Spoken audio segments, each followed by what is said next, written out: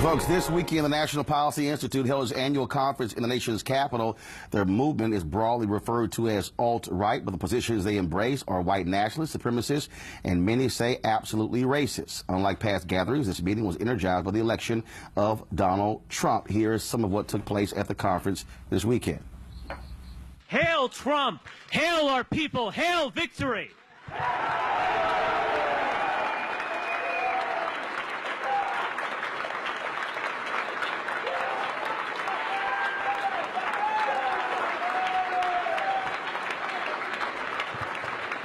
No one will honor us for losing gracefully. No one mourns the great crimes committed against us. For us, it is conquer or die. To be white is to be a striver, a crusader, an explorer, and a conqueror. We build, we produce, we go upward. And we recognize the central lie of American race relations. We don't exploit other groups. We don't gain anything from their presence. They need us and not the other way around. We are not meant to live in shame and weakness and disgrace. We were not meant to beg for moral validation from some of the most despicable creatures to ever populate the planet. We were meant to overcome all of it, because that is natural and normal for us. America was, until this past generation, a white country designed for ourselves and our posterity.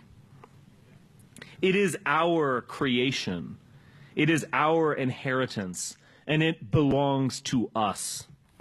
Here's what President-elect Trump's staff had tweeted in response to that controversial video. Quote, President-elect Trump has continued to denounce racism of any kind, and he was elected because he will be a leader for every American.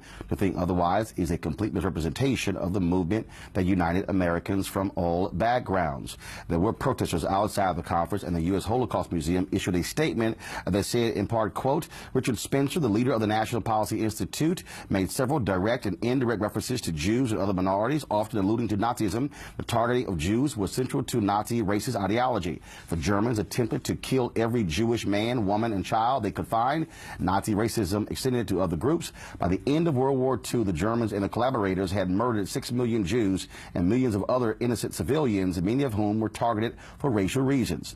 The Holocaust did not begin with killing, it began with words. The museum calls on all American citizens, our religious and civic leaders, and the leadership of all branches of the government to confront racist thinking and divisive, hateful speech. Joining us right now is Richard Spencer, who they were just referring to. So, Richard, we had you previously on TV One. Have you back? First and foremost, when you said despicable creatures, who were you talking about?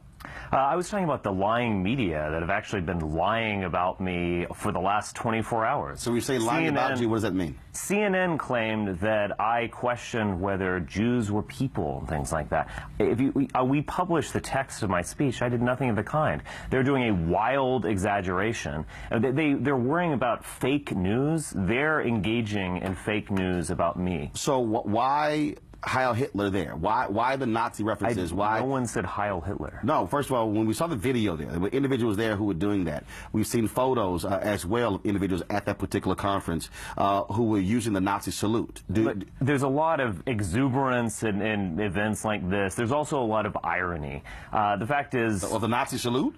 Yeah, in the sense when it's done in the context of the alt-right, it's done in a spirit of fun and exuberance. But this is America. Because whenever anyone sticks up for European identity, whenever they say, I want to stick up for us, for our people, they're always called a collection of names, Nazi, KKK, Southern Confederate, etc. I think a lot of people just want to throw it back in their enemies' faces. So it's totally natural for Americans to use a Nazi salute when America fought against the Nazis, fought against what they were all about. Why would you salute? Why would you appreciate that? Why would you not say, no, this is America? You don't do that in America. Again, it's a moment of exuberance. No. You use exuberance. I don't need, look, I can't police everyone at a conference. No. What you can say, here's the question. Are you an American? Yes, I'm an Are American. you proud to be an citizen. American? Yes, I'm a proud Do citizen. you believe that America should have beaten Nazi Germany in World War II? I wish that we had avoided that conflict. No, you answered my question. You answered my question. Should America have beaten? You said we should avoid it. Should America have beaten back Nazi Germany and Adolf Hitler in World War II? Once the United States was in the war, yes, absolutely, we have to win it. So if we won it and we beat back Nazi Germany, why would you even say, well, in exuberance, people do that? Why would you not say, as an American, that is not what we do in America? What you're saying is just logically incoherent. I mean, you know, we're talking about a Second World War, and therefore you can't do something in fun and jest. So you believe five people or something? No. Actually, hold on one second. 5 people. Shelley, play the video again. Play the video. Hail Trump! Hail our people! Hail victory! That's not 5 people. That's far more than 5 people. But I'm trying to understand, why would you excuse that as if that's no big deal? Oh, it's just sort of in fun. That's offensive to Americans. That's offensive to American soldiers. That's offensive to World War II veterans who actually fought in that war. How do you say, that's exuberance? Because that's what it was, and it's nothing more than that. This is what I would say, is that... Are there any World War II veterans in your family? Yes, actually, both of my grandfathers. And both of your grandfathers? Yes. Would your grandfathers say, oh, that's exuberance? Yes. Really? Yeah. Right. So your grandfathers wouldn't say, I fought against that. I fought where that's not done in America. No. I don't think most people are like this. It's actually just the liberal media that's in a collective freak out. No, actually, no, it's not a question of collective freak out. If somebody wants to call themselves an American, they would then say, no, that's not American. So also, I want to ask you this here. I'll actually agree. I'll find some common ground here. I do think that the alt-right, we've gone from being a movement that was not connected to the political mainstream, not connected to the political fray. We now are. People are paying attention to us. People are looking at us. And so I actually say yes. We need to start maybe knock some of that stuff off. We need to think of ourselves as a mainstream movement that's going to reach people, because we do have that power. Okay, so are you white nationalists? I don't use the term white nationalist. I like the term alt-right, first off, and I also like the term identitarian, because it gets at what I am and what I believe. And what is that? Identity is at the heart of my ideology. So what's that identity? Race is a foundation of that identity, undoubtedly. Now you know, race is simply a creation of mankind. That's a construct. It doesn't exist. I mean, Who are you? No, I know who I am. First of all, I'm Roland Martin. I'm a man. Okay. I'm a man. Do you identify as a black man? Oh, first of all, I identify as a man. Okay. Identify as a man. Sexist? No, actually, it's not sexist, because if a person is a woman, identifies as a woman. Okay. So I'm a man. I'm a Christian. Are you a Christian? I'm a cultural Christian, yeah. What the hell is that? Well, you know, many of us struggle with faith, but I'm part of a Christian. Hold on. You can't call yourself. You can't call yourself a cultural Christian and then say I struggle with faith. Have you professed that Jesus Christ is your Lord and Savior? No, I have in my life. I don't. I mean, look. Is this an imposition on me? No. It's an interview. But see, when somebody tells me they're a Christian, and I'm culturally Christian. What is culturally Christian? I grew up in a Christian background. I resonate with Christianity, and so on. Okay, I'm asking again. Have you professed with your mouth that Jesus Christ is your Lord and Savior? I have in my life, yes. Okay, so that means that you're a Christian. So how is it that what you espouse, how do you find that to be compatible with Christian ideals? Most Christians throughout world history agreed with me that identity matters and that race is real and that they're part of an extended family. Well, it's only this tiny slice of world history, like post-1965, that everyone thinks that Christianity is incompatible with identity. Well, I do not believe actually, that. if you use world history, there were people who actually used Christianity to justify slavery and the enslavement of people who look like me. So why are you a Christian? Why am I a Christian? Because those people actually were false Christians. Those people were fake Christians. Those people probably were cultural Christians, where they somehow allowed culture to inform their faith as opposed to their faith informing their culture. But I ask you this. I go back to the question I asked you. For most of Christian history, there was feudalism, there was serfdom, there was slavery, there was identity, there was nationalism. And those all of these people unchristian, but you are Christian? No. Those are people who actually who chose to pimp the Bible as opposed to actually believe in exactly what Jesus Christ talked about. Most all of Christians throughout world history were pimps. No. You are a true Christian. No. What I'm saying is here, as a Christian, I believe in the Word as opposed to this false nonsense that most of those folks were. But they were also fake Christians because they used the Word to actually enslave people. I'm so glad we've reached true Christianity in 2016. First of all, you barely identify as one, so you say you cultural, you dance around it. I'm being honest. It's around it. No, I got you. Isn't that a value? I got you. Yeah. Well, I'm not going to lie to you. No, that's fine. But I still got to go back to this here.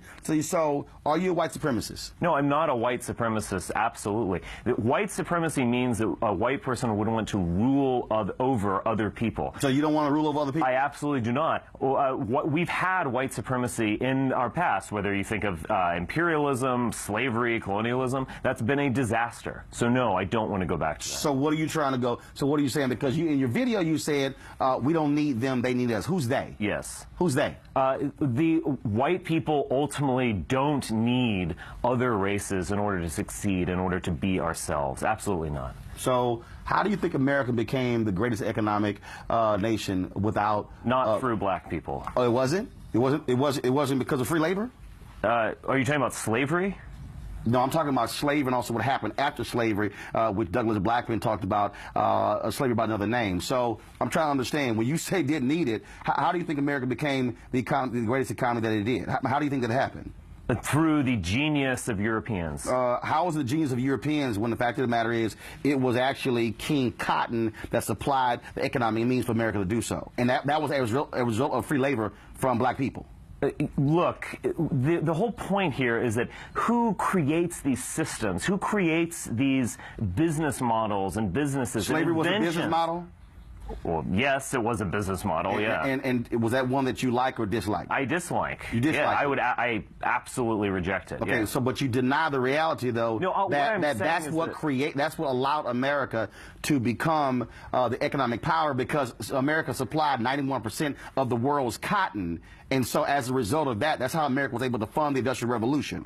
It was because of free labor from black people. The Industrial Revolution originated in Britain, and it originated in the countryside of Britain, where there were absolutely no slaves. I said the money generated from that. But I asked you again, okay? You said we don't need anybody else. No. But the reality is, American history proves you wrong. The fact of the matter is, there is no great America. You can't sit here and talk about that greatness without other people making that happen. We could have figured out another way to pick cotton. Who? I mean, white people could have figured out another way to get cotton. Y'all tried that, it didn't work. Yeah, I mean, we do it now. We've done it previously. I don't know what books you read, but no, that's actually not what happened. But you said y'all would have figured it out, but you didn't. Look, African slavery was an absolute disaster, socially and morally. I reject it. Okay? In terms of the 20th century, when America rose as a geopolitical power, when we had the greatest economy in the world, and so on, that has nothing to do with slavery. So you say we don't need anybody else. Okay, but the fact of the matter is, people of color are not going anywhere. So what is your vision for America? That is white land and the rest of us can leave? I think that white people, Europeans, formed the core of American identity. So why don't you go back to Europe? You keep saying European. I just said being a European isn't just a plot of land. Being a European is about blood and spirit. These people formed the core of American identity. What it means to be American is ultimately what it means to be a white person here. How so? Because we are essential. Because the reality is here. Dr. King talked about. And I want to maintain that. Dr. King talked about it was black people who actually made America live up to the ideals that they wrote on a sheet of paper. That there were white Americans who talked about, we want the nation to be this. When the reality is, that's not what they were living up to. It was black folks who made that a reality when it came to the Constitution. When you say all men are created equal, we had a nation where it wasn't all men are created equal. I myself am critical of the Founding Fathers. However, clearly they did not believe in multiracial equality. Clearly, if you look at the first... And you agree with that? Yes, I agree with that. I do not believe that everyone's equal. So you don't believe in multiracial equality?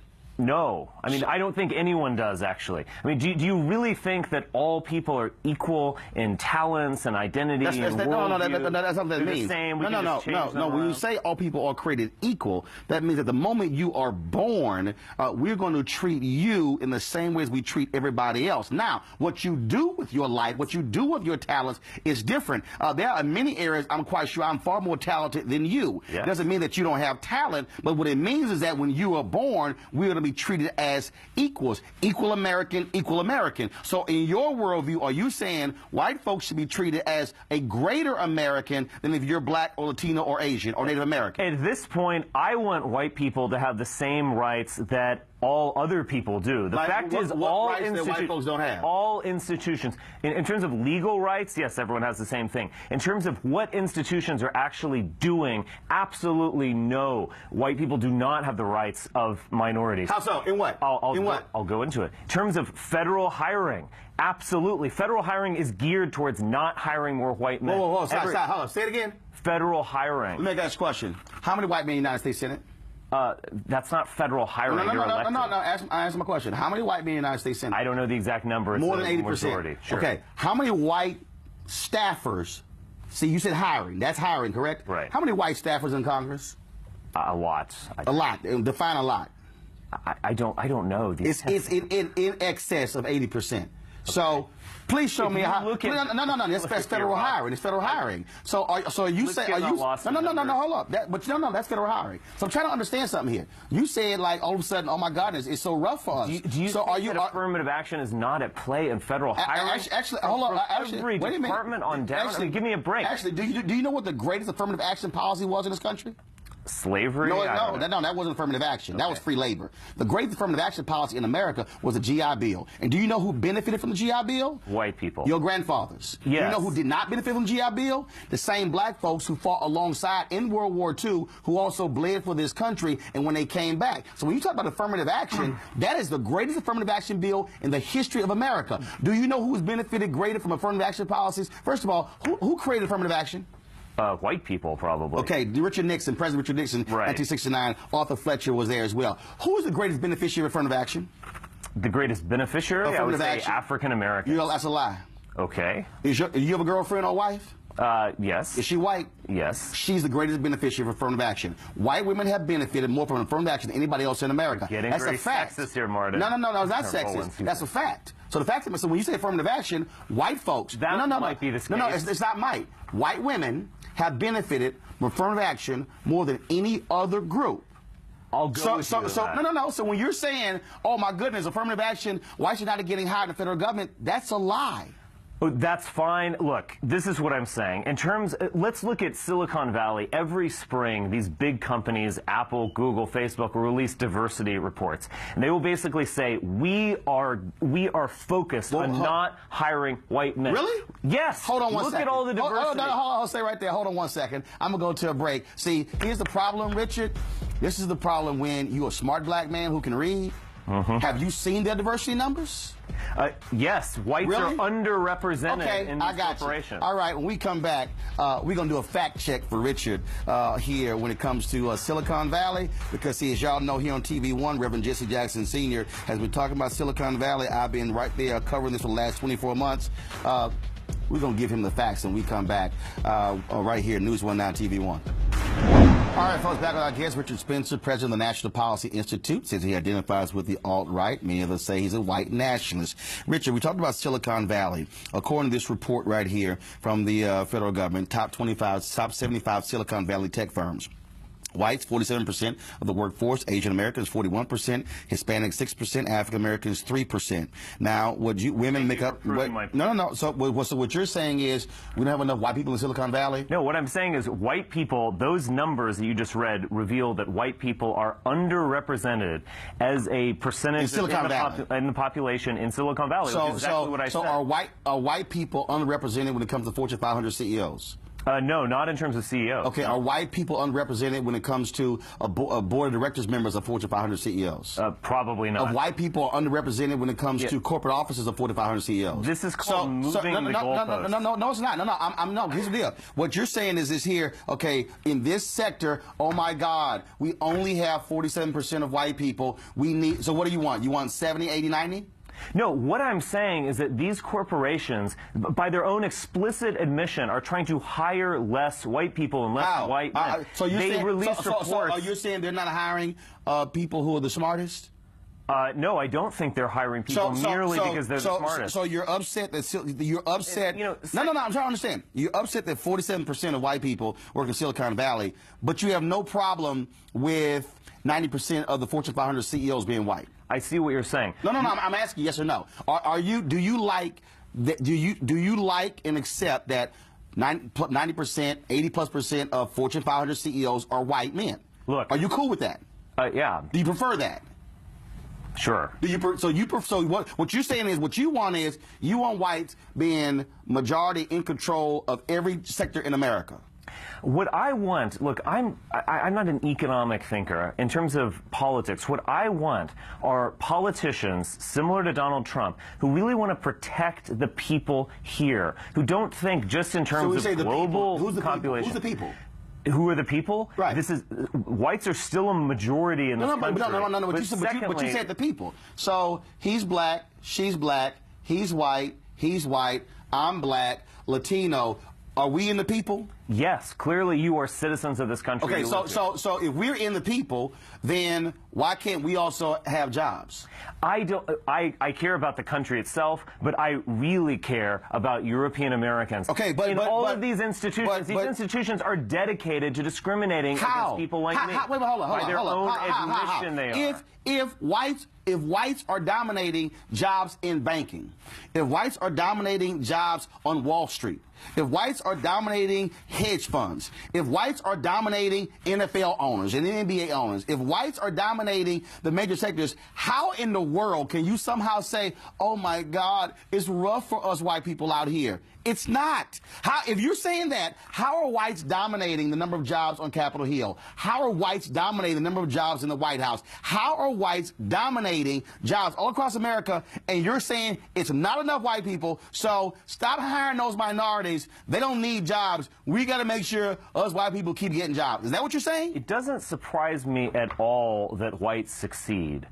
We have succeeded throughout the centuries. We are a people of great genius and ambition. So none of that surprises me. In terms of looking at all of these CEOs, a lot of these are older people. They're from a generation they come from a generation with a very different population. What I'm more worried about right now are younger people. These institutions are actively, explicitly trying to discriminate against them in terms of hiring. How? It's unfair. How? I don't like it. But even worse, this is not this is moving towards a country that is not going to be the country that we want. Well, no. You say the country that we want. I'm still trying to understand because you still haven't answered my question. Because Europeans build societies that everyone wants to come to be honest. Okay. Where are the Syrian refugees? Hold on, you said when they're built invading, where are they going? They're going to Central Europe. They're going to Western Europe. You said built. Yes. Who built the railroads in America that allow for us to have expansion out west? Who built that? Yes, a lot of Chinese people. You said the operative word there was built. Built. Who built? Okay. Who designed them? Who had the genius to imagine railroads? Europeans. The genius to imagine railroads. Okay. Yeah. But you said are built. there railroads in Africa? You said yes. You said built. Why? You said hold on. You said okay. First of all, that is absolutely true. First of all, the greatest genius when it came to the building of the pyramids. Do you know what those are? White people, by the way. Who are white people? The Egyptians are not African. I'm sorry. Do you know where Egypt is? Yes, it's in North Africa. Okay, stop. Stop right there. You just said that the Egyptians are not African. Are white South Africans African? Wait. Yes, they are African. See, okay, to be African means you come from the continent of Africa. So if you come from the continent of Africa, that's who you are. So that means you're an African. So you do know, do you also deny science that man originated from Africa, or do you say that's false science? What are you talking about? I mean, what are you referring to? I'm talking Science. archaeology. I'm talking biology. I'm talking science. In terms of the where did man originate? Where scientists, white scientists. Egypt was an amazing civilization. I didn't It was say not created by black Africans. I'm sorry. It wasn't. Who created it?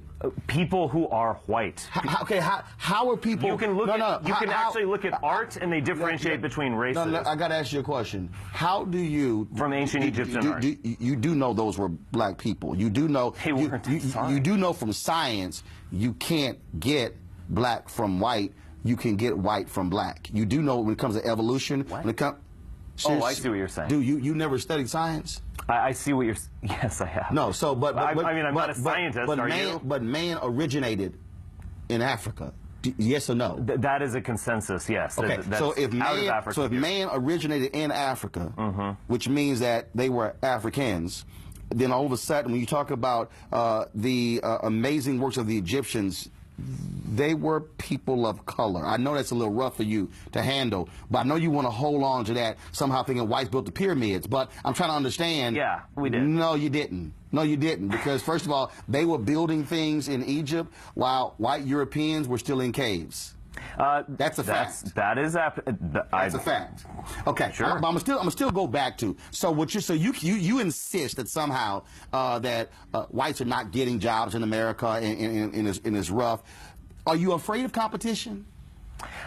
I am not afraid of competition. Competition can be good. That being said, Are you what's afraid great? to compete? Are you I think afraid to actually, compete? hold on. Are you afraid of some other television station beating you? I mean, you're not. Okay, You know why? No, you know why? Because you're confident. That's No, great. it's not just confident. Because see, I have skill set. I understand what I do. See, but what you're telling me is sounds like confidence. No. What you're telling me is this here. Richard, here's what it sounds like. This is what it sounds like. And I'm not a psychologist. Can I finish my point? But you're afraid. You are afraid that you now are going to have to compete. You've had such a head start. You've had an 80-yard head start in a 100-meter dash, and now you're upset that people are catching up. Sure. Why are you so afraid? Sure, everyone likes to win. But to be honest, in terms of what's great about Donald Trump is that he hasn't been saying, oh, this is great global competition for all Americans, let's do it. No, he's actually said, I care about my people first. I care about people? He's referring to all Americans. When he says, my people first, America first, what he's saying is that he is going to help the people of this country first. But you don't He's want not going that. to throw them out to the wind. But you don't want that. You don't want. Yes, I do. So you don't mind blacks and Hispanics and Asians, Native Americans getting jobs, doing well. You don't mind that? Of course, I don't mind that. Okay, but you're so concerned that oh my God, whites are not getting hired when that's not true. It's clearly whites are getting hired. My claim is that effectively every major institution in this country, from governmental institutions to corporations, are discriminating against whites and white men. When you're majority white, They explicitly literally talk about it. If you believe race doesn't matter and that we're all equal and so on, then the Apple Corporation should be 65% white. It's not. Hold up. You say it should be 65% white, but if Apple is saying Asians are tremendously overrepresented. Because maybe if Asians are going and studying in those sectors, that's why. Right, but sure, but I mean, you're just begging the question. No, I'm not begging the question. What I'm saying is this here: why are more white? Why are they? Why are they going into sciences and not? I mean, why are Asians succeeding in science? I want the Texas, whereas Africans aren't. I want the Texas A&M. Why are more whites in agriculture? We have a natural, tendency to do that. I don't know. No, you don't. First of all, black people actually out there sitting picking cotton. Black people created agriculture. No, but we damn sure did the work. But here's my whole point here. Here's my whole point, which I'm trying to get you to understand. Okay. If you have more whites who are going into agriculture, again, I'm a Texas A&M University graduate. I grew up in Texas. Okay, where? In Dallas. Okay, which part of Dallas? The white part. Which part? There's a lot of white parts in Dallas.